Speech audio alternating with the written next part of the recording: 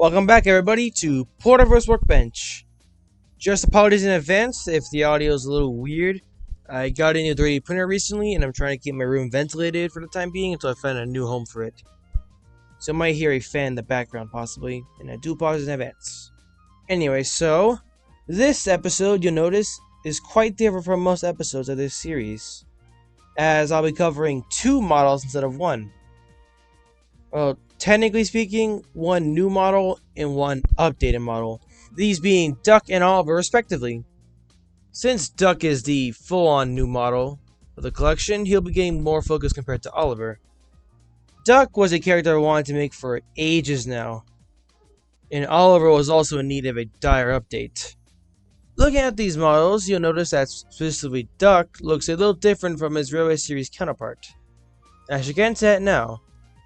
Before we discuss the models themselves, let's dive into Duck's backstory in the Porterverse.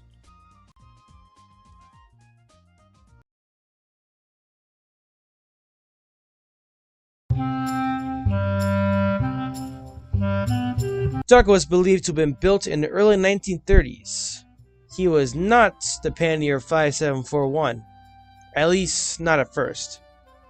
Duck was actually part of the 8750 subclass of the 5700 Panniers, with the improved cap design. Duck says his early years he spent were at Paddington as a shunter, and there he got to know lots of GWR engines during his time. So many engines that he waddled while at speed, and nicknamed him Duck. Originally named Montague, the Pannier actually preferred this name, and stuck with it, and so Duck he was. In this universe, the Great Western Railway's livery is more of a minty color as opposed to the more very dark green in real life. So, Duck will wear this mint color for most of his service life. Following nationalization, he was painted into BR lined black. Fast forward a couple years to 1955, he was brought into the works for some maintenance.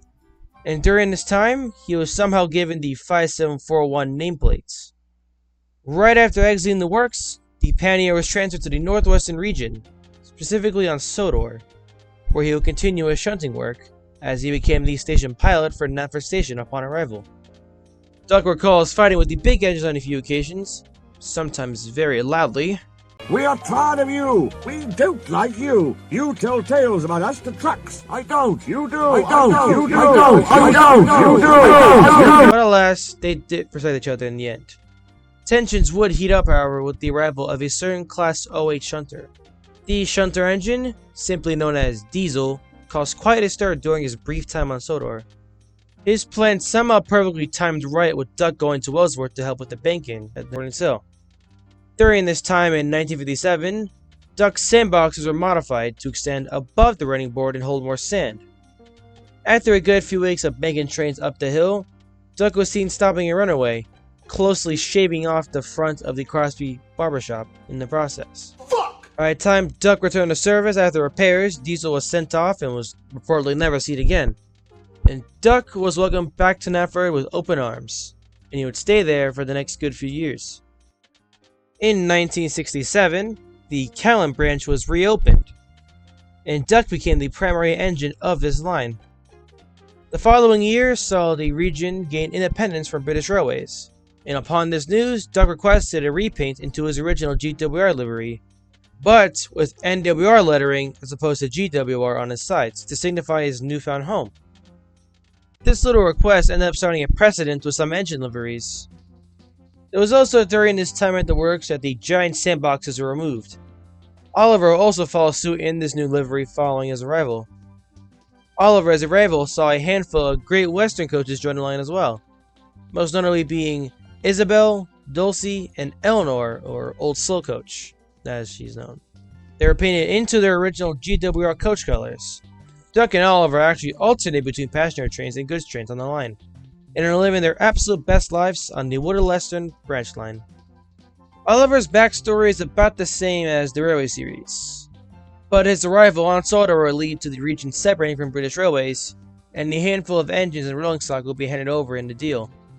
Oliver and his regular coaches were a part of this deal, same with Toad, and were restored into their true Great Western colors with a few Northwestern tweaks here and there. And they were all put into service on the Little Western with Duck. In this way, you can find them all today, living their absolute best lives.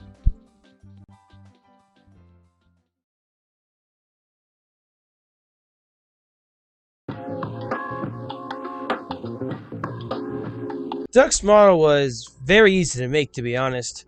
Quite simply, he is just a Bachmann penny repainted into new colors. Once the model arrived, I got to painting.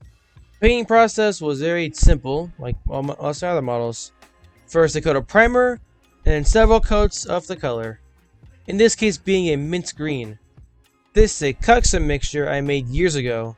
I don't have the exact measurements of which paints I used to make this, but I do remember that this is meant to lean more towards the green side a little bit. And this is what I used for Olive originally back in 2022. 3 to 4 coats of the color of choice is ideal, and I use a smaller brush for each coat to ensure an even finish. Once I was satisfied with the finish of the paint, I did some cleanup with black, mostly on the running board and smoke box and everything. After that, I painted the running board red, and then made out a few of the details. So for the handrails, gold for the cab windows and safety valve, etc. I then painted the number 8s. I gathered a blob of yellow paint on the end of a very small paintbrush and carefully dabbed onto the sides to give it the perfect circle. Once the yellow dried, I made the negative space out with the mint and a few touches as well. Following that was the lettering. I carefully made out the letters with toothpicks, breaking each letter down into geometric lines and everything, and somehow it worked. It was very tedious work, and I actually messed up a couple times and required a lot of touch-ups, but pretty crisp, I'd say. Not like going for 100% realism, more so like 70-80ish%, if you know what I mean. Anyway, so the next step was the megaphone, a staple of my models. And after that was a good matte clear coat. And just like that, Duck was done. I am very happy with him. But the more I looked at him next to Oliver, the more I began to hate my model of Oliver. You see, Oliver's model was first made in 2022.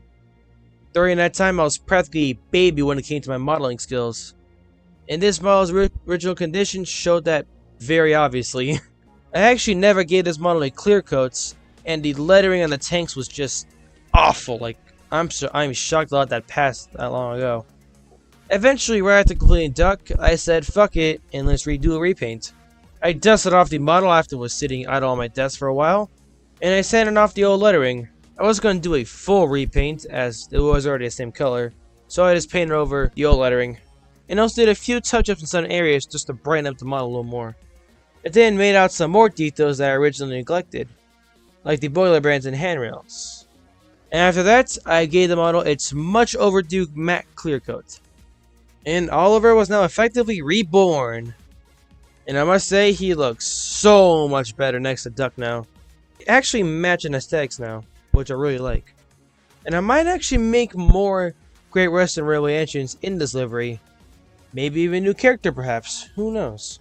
We'll just have to wait and see. Thank you all very much for watching this episode of Porterverse Workbench. And I shall see you all same time next week.